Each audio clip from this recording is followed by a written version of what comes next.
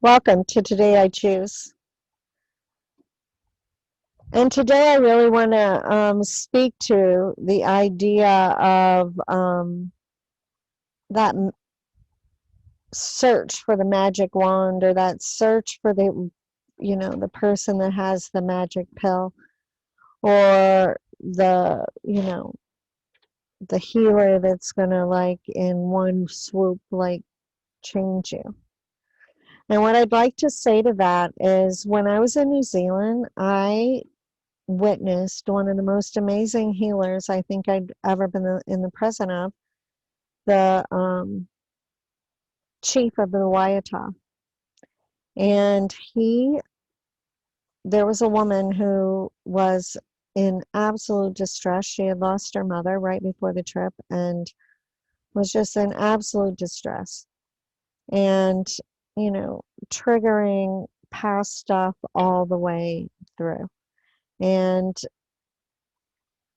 every evening we would have this talk circle, and every evening she would stand, and every experience that we had would circle back to that suffering and pain.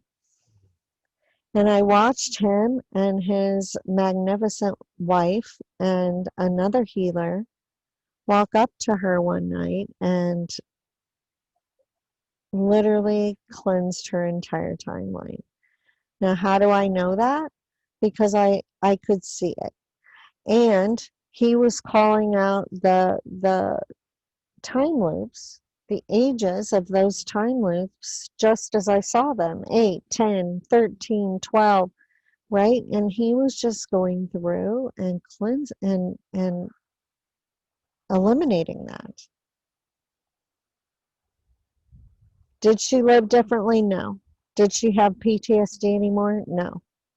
Right? We can choose to suffer. Right? We can absolutely choose to suffer. We can choose to hang on to the labels that go along with that. We can choose to use the same habitual words and not witness the good that's around us, right? We can choose that. So what I really want you to know is no one can heal you but you. You can have a guide. You can have someone show you how to go in and dismantle that, right? But in the end, it's your little spells. It's your quantum actions that created that, right? And it's going to take action to get you out of it. It's not going to be a magic wand. It's not going to be a magic person. It's not going to be a magic pill, right? It's you understanding, truly, more than dissolving the problem. It's you understanding what you're capable of, right? Because when you can realize that you're doing with a thought what some people spend a lifetime, right, studying and learning how to do.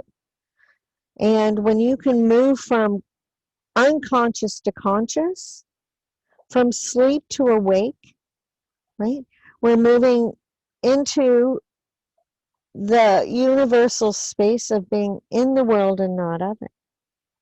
And when we're in the world and not of it, we're not being swayed by our environment. We're not being contaminated by negative words or people with negative energy, right? We're not. You're sound. You're an emotionally sound person. And you draw that energy down, and you walk on this planet as the God that you were intended to be, right? With a mission that only you can fulfill, right? And that's what I want for you. And that comes from a space of action, right? We go in, we clean up your PTSD, your timeline, and we come out, and you have to vigilantly learn how to reprogram those words where we're surfing for information. You know, as we spoke before, if you go on this meager replica of what that is and search, you know, for murders, you're going to find a bazillion, right? If you search for information on spirit animals, you can find that too. If you want to search about information about the gods, you can find that too, right? So that is your choice, where you choose to put your attention, right? So have a great day, and please hop on that 30-minute call, and let's see what sort of strategy we can create for you, you know, in a one-on-one, so that we can bust you through this and get you to the other side. The world needs you right now, not tomorrow, not next week. We need you now.